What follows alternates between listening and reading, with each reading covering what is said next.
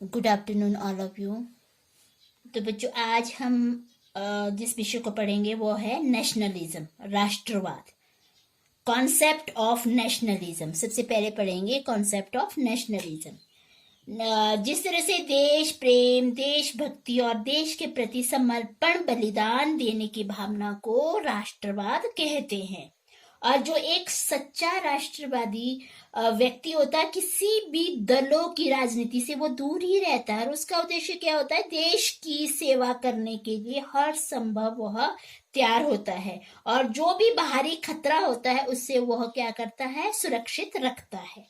उसके बाद आता है कि एक व्यक्ति जिसमें राष्ट्रवाद की भावनाएं होती है राष्ट्रवादी कहलाता है। राष्ट्रीय चरित्र, आदर्शों, मूल्यों, सामान्य प्रकृति, सामाजिक सांस्कृतिक विशेषताओं का यह समूह है। यह हमारे पूर्वजों द्वारा किए गए महान कार्यों में एक संबंध बनाता है। यह एक शक्ति है जो लोगों को दिशा प्रदान करती है। सबसे पहले तो हम समझते हैं इसके दो अर्थों के बारे में, नैरो और broader. Narrow meaning of nationalism होता क्या है? राष्ट्रवाद का संकुचित अर्थ।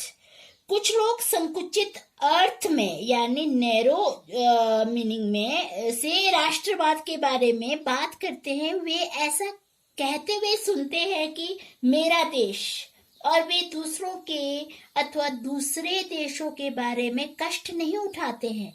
आज के इस अंतर्राष्ट्रीय युग में जब लोग अपने विचारों को अपने संकुचित क्षेत्र तक और केवल अपने राष्ट्र तक सीमित कर लेते हैं तो क्या होता है? तो घृणा, ईर्ष्या, संघर्ष पैदा हो जाते हैं और ये शांति की अपेक्षा क्या हो जाता है? विनाश और युद्ध की ओर ये ले जाते हैं।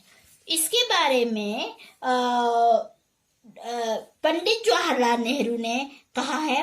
पंडित जवाहरलाल नेहरू ने कहा है के अनुसार राष्ट्रवाद एक ऐसा विचित्र तत्व है जो जहां एक तरफ जीवन, विकास, ऊर्जा और एकीकरण को उपजाता है तो वहीं यह इसे संकुचित भी बना देता है। यदि एक व्यक्ति अपने देश को संसार के प्रति दूसरे देशों से अलग मानता है, nationalism is such a strange element which, while it instills life, development, energy and integration, at the same time makes it narrow because on account of it is a person thinks about his own country as separate from other countries of the world. ये था इसका narrow meaning. अब जो इसका broader meaning of nationalism है, राष्ट्रवाद का विस्तृत अर्थ, इसमें क्या कहते हैं कि जो सच्चे अथवा शुद्ध राष्ट्रवाद का अर्थ देश के लिए प्रेम और भक्ति है, परंतु दूसरों के प्रति वो घृणा की कीमत पर नहीं हो उसको अपनाता।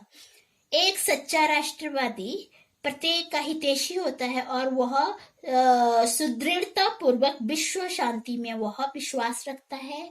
वास्तव में चाहे वो किसी भी व्यक्ति में सच्चे राष्ट्रवाद की भावना उसे अंतरराष्ट्रीय का प्रेमी बनाने की ओर प्रवृत्त करती है। तो ये दो मीनिंग थे इसके। अब समझते हैं इसके राष्ट्रवाद का अर्थ एवं परिभाषा, meaning and definition of nationalism. इसमें समझते हैं तो सबसे पहले क्या है? एजुकेशन कमीशन रिपोर्ट, शिक्षा आयोग रिपोर्ट के अनुसार राष्ट्रीय एकीकरण में देश के भविष्य, विश्वास, जीवन स्तर से में निरंतर ऊंचाई, मूल्य, कर्तव्यों की भावना का विकास, एक अच्छी और निष्पक्ष प्रबंधन प्रणाली और आपसी समझ शामिल है। National integration includes a confidence in a nature future, a continuous rise in the standard of living, development of feeling of values and duties, a good and impartial administrative system and mutual understanding. तो ये था शिक्षा आयोग report, education commission report के अनुसार। Second है Dorothy Thompson इसमें आता है कि जो उनके विचार में राष्ट्रीय एकीकरण एक भावना है जो देश के नागरिकों को बांधती है। National integration is a feeling that binds the citizens of a country. तो ये था इसका डेफिनेशन। अब इसके बारे में पढ़ते हैं कि role of education in national integration, राष्ट्रीय एकीकरण में शिक्षा की भूमिका। तो सबसे पहले तो हम नेशनल इंटीग्रेशन के बारे में समझते हैं कि ये होता क्या है। जब किसी राष्ट्र के सभी व्यक्तियों में हम की भावना हो, जब किसी राष्ट्र के सभी व्यक्ति क्षेत्र, जाति, संस्कृति और धर्म आदि की भिन्नता होते हुए भी राष्ट्र के नाम पर हम की भावना से जुड़े हो, अर्थात एकजुट हो, तो हम इसे राष्ट्रीय एकता कहते हैं। परंतु हम यहाँ समझते हैं राष्ट्रीय एकीकरण में शिक्षा की भूमिका। तो शिक्षा राष्ट्रीय एकता की प्राप्ति का सबसे प्रमुख साधन होता है। इसकी उपयोगिता राष्ट्रीय एकता समिति ने भी स्वीकार की है। मुख्य एवं अन्य मंत्रियों के सम्मेलन में भी इसे स्वीकार किया गया है, मुख्यमंत्रियों की बैठक में भी इसे स्वीकार किया गया है और भावात्मक एकता समिति ने भी इसे स्वीकार किया है। इन्होंने इसके लिए सुझाव भी दिए हैं। वर्तमान भारत की दशा को देखते हुए राष्ट्रीय एकता की प्राप्ति के लिए निम्नलिखित कार्यक्रम आवश्यक समझते हैं। वो कार्यक्रम क्या है, मैं पॉइंट करके आपको समझाती हूँ। सबसे पहले है करिकुलम, पाठ्य वस्तु की। सबसे पहले 1 कि अष्टांग योग के इस मूल्य का अध्ययन एवं अभ्यास और यम व नियम के अंतर्गत स्वयं का विकास पाठ्य वस्तु की रुचि का ही भाग है। सेकंड आता है कि राष्ट्रीय एकता का अध्ययन पाठ्यक्रम का एक अनिवार्य भाग होना चाहिए। और तीसरा आता है कि नैतिक एवं मानवतावादी शिक्षा अनिवार्य विषय के रूप में पढ़ाया जाना चाहिए। और आता है नेक्स्ट आता है कि विश्व ख्याति प्राप्त करने के लिए देश की सामाजिक, आर्थिक, राजनीतिक संरचना को प्रजातंत्रीय सिद्धांतों पर आधारित होना आवश्यक है। और उसके बाद आता है कि विषय प्रसंग भारतीय इतिहास, संस्कृति, परंपराओं, मान्य मूल्यों से संबंधित होने चाहिए। तो ये क्या था, पाठ्य वस्तु, करिकुलम। सेकंड में आता है कि समाज और राष्ट्र सेवा, सोशल एंड नेशनल सर्विस। इसमें आता है कि वर्तमान शिक्षा पढ़े लिखे और अनपढ़ों के स्तर को ऊंचा उठाने का प्रयत्न करे। इस लक्ष्य को पूरा करने के लिए सामाजिक तथा राष्ट्रीय सेवा पर बल दिया जाना चाहिए और इसे शिक्षा का आंतरिक रूप प्रदान किया जाना चाहिए और सभी विद्यार्थियों को इन सेवा में भाग लेने के लिए प्रेरित किया जाना चाहिए। जिस तरह से एनसीसी है, एनएसएस है, यानी इसमें अन्य सामाजिक तथा राष्ट्रीय सेवा प्रत्येक विद्यार्थियों के लिए एक अनिवार्य होना चाहिए। थर्ड आता है निर्देशन की विधियां, मेथड्स ऑफ इंस्ट्रक्शन। इसमें क्या आता है, 1 कि सूचना की आधुनिक तकनीकों का प्रयोग करना चाहिए। और सेकंड आता है कि व्यक्तियों के सीखने का अभ्यास प्राचीन ज्ञान पर आधारित होना चाहिए। और थर्ड आता है कि अब सब प्रकार की शिक्षा का केंद्र व्यक्तियों का एक आध्यात्मिक अस्तित्व होना चाहिए। यह आता है निर्देशन की विधियों में। अब फोर्थ पॉइंट आता है डिसिप्लिन, अनुशासन। अनुशासन आत्म नियंत्रण पर आधारित होना चाहिए। व्यक्ति को पूर्ण रूप से शब्द के प्रति समर्पित होना चाहिए। अब आता है फिफ्थ पॉइंट, अध्यापक शिष्य संबंध, टीचर पीपल रिलेशनशिप। इसमें फर्स्ट पॉइंट है कि कक्षा का जो भी हर विद्यार्थी उसे एक आध्यात्मिक मानव स्वीकार करता है। सेकंड में आता है कि जो अध्यापक एक मिलनसार भी होना चाहिए, सबके साथ अच्छा व्यवहार किया जाना चाहिए और उसके प्रयत्न सीखने वालों में दक्षता विकसित करने के लिए होने चाहिए। और अध्यापक तथा विद्यार्थी दोनों में समाज, राष्ट्र समाज के साथ गंभीर संबंध स्थापित होने चाहिए। अब आता है अध्यापक की भूमिका, रोल ऑफ द टीचर। जिस तरह से कक्षा तथा स्कूल में अध्यापक वह आदर्श होता है चाहे वो कक्षा है, चाहे वो स्कूल में अध्यापक। वो आदर्श होता है जिसका छात्र आदर तथा पूजा करता है, और इसीलिए जैसा अध्यापक होगा वैसा ही विद्यार्थी भी होगा। जैसा वो उसे ढालेगा वो उस वैसा ही ढलेगा विद्यार्थी। तो राष्ट्रीय भावना के साथ वो एक अच्छा आदर्श होना चाहिए, और उसके विचारों तथा कर्म से राष्ट्रीयता की भावना भी झलकनी चाहिए, और वह राष्ट्र भावना से प्रेरित होना चाहिए। यह उसके अनुसरण का कारण बनेगा और लोग उसे पसंद करेंगे। अध्यापक की भूमिका से संबंधित कुछ विचार निम्नलिखित है। सबसे पहले क्या है कि भूगोल में अगर वो अध्यापक विद्यार्थियों को विभिन्न क्षेत्रों के बारे में बता सकता है। अगर वो भूगोल पढ़ा रहा है, जिस तरह से वह कच्चे पदार्थों तथा उद्योगों में उनके प्रयोगों के बारे में बता सकता है। सेकंड, विज्ञान जब वो पढ़ा रहा है, साइंस जब वो पढ़ा रहा है, तो विद्यार्थियों में तार्किक शक्ति का विकास होता है। आमतौर पर वो लोग एक दूसरे से छोटे छोटे विषय पर लड़ाई झगड़ा करते हैं, जिनके पीछे कोई वैज्ञानिक कारण नहीं होता है। तो विद्यार्थियों में जब तार्किक शक्ति उत्पन्न होती है तो वे इन छोटी छोटी बातों पर ज्यादा विचार नहीं करते, और इसीलिए विज्ञान विषय के पठन पाठन से राष्ट्रीय सद्भावना में विकास में सहायता भी मिलती है। और थर्ड है कि भाषा के अध्यापक को केवल उसी भाषा में नहीं बोलना चाहिए जिसे वह पढ़ा रहा है, अपितु उसे दूसरी भाषाओं का भी प्रयोग करना चाहिए। थर्ड आता है कि अगर वो इतिहास पढ़ा रहा है तो इतिहास पढ़ाते समय अध्यापक व्यक्ति के विकास की कहानियों को दोहरा सकता है। और अगर यदि वो नागरिक शास्त्र पढ़ा रहा है तो नागरिक शास्त्र पढ़ाते हुए अध्यापक को बच्चों को उनके अधिकारों कर्तव्यों के बारे में वह बता सकता है। अधिकार, कर्तव्य, सरकार की प्रक्रिया आदि विषय में राष्ट्रीय एकता का वर्णन किया जा सकता है। और अब आता है 7 पॉइंट आता है शिक्षा के लक्ष्य, एम्स ऑफ एजुकेशन। शिक्षा के लक्ष्य है क्या? सबसे पहले है दृढ़ अभिलाषा तथा संकल्प, स्ट्रॉन्ग विल एंड डिटर्मिनेशन। शिक्षा व्यक्तियों को सुदृढ़ अभिलाषी बनाती है और उन्हें दृढ़ संकल्पी बनाने के लिए अभ्यास की आवश्यकता होती है। सेकंड है आत्मविश्वास, सेल्फ कॉन्फिडेंस, कि व्यक्ति के जो ऊर्जा के स्तर में वृद्धि होनी चाहिए, तब एक सेल्फ कॉन्फिडेंस बढ़ेगा। थर्ड आता है राष्ट्रीय चरित्र का निर्माण, बिल्डिंग ए नेशनल कैरेक्टर। व्यक्तियों की जो उच्चता राष्ट्र चरित्र के निर्माण के लिए जरूरत बनती है।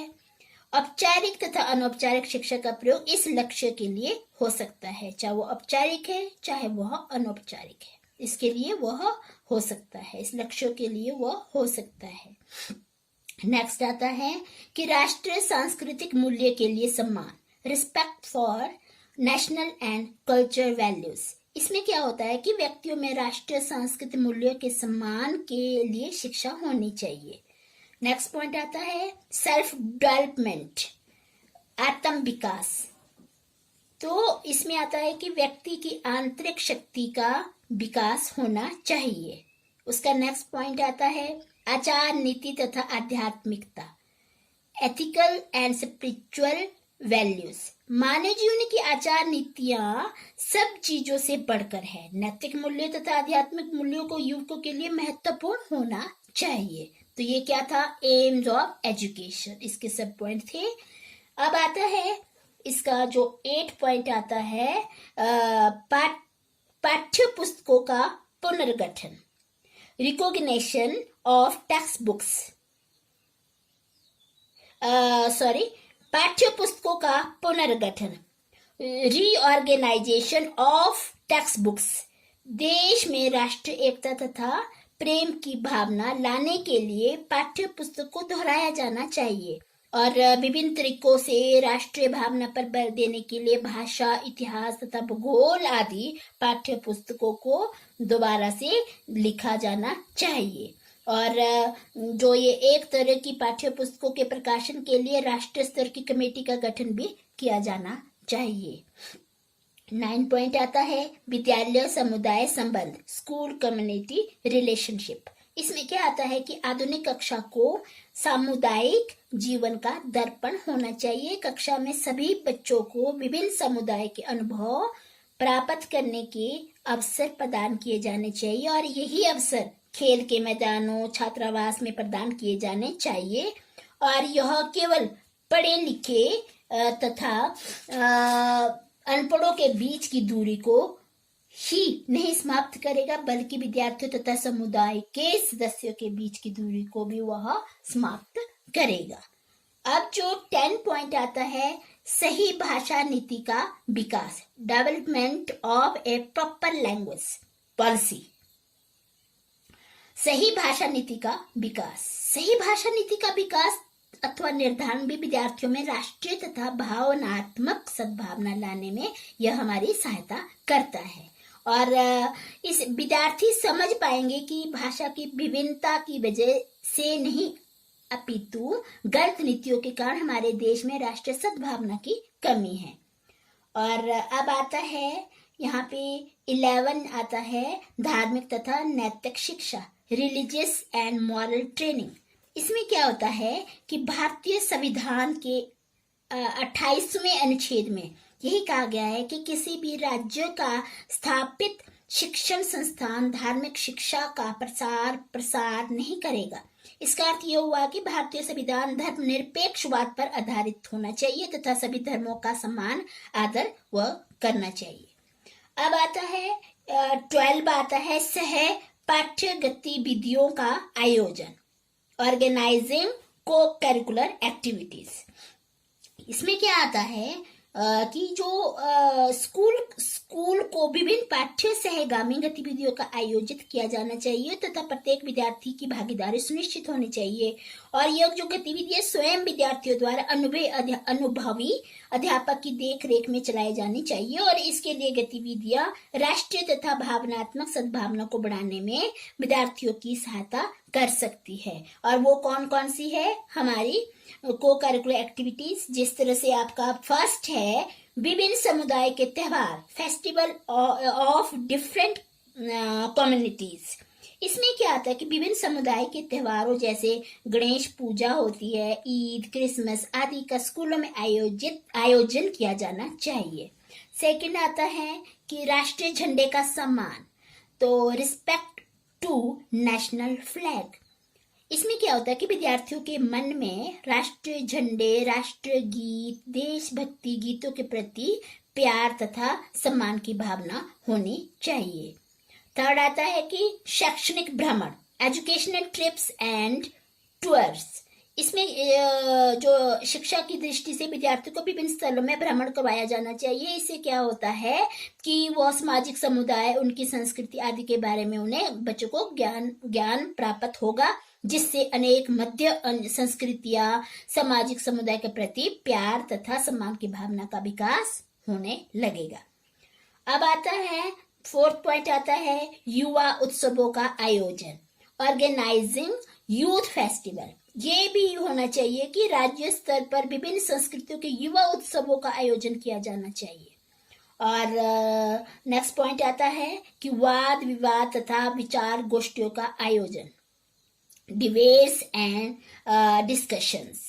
इसमें ये भी होना चाहिए कि राष्ट्रीय सद्भावना विषय पर वाद विवाद, विचार गोष्ठियां, गीत, नाटक आदि का आयोजन किया जाना चाहिए। और इसके अंत में क्या होना चाहिए, एक प्राइज भी दिया जाना चाहिए। नेक्स्ट पॉइंट आता है विस्तार भाषण, एक्सटेंशन लेक्चर्स।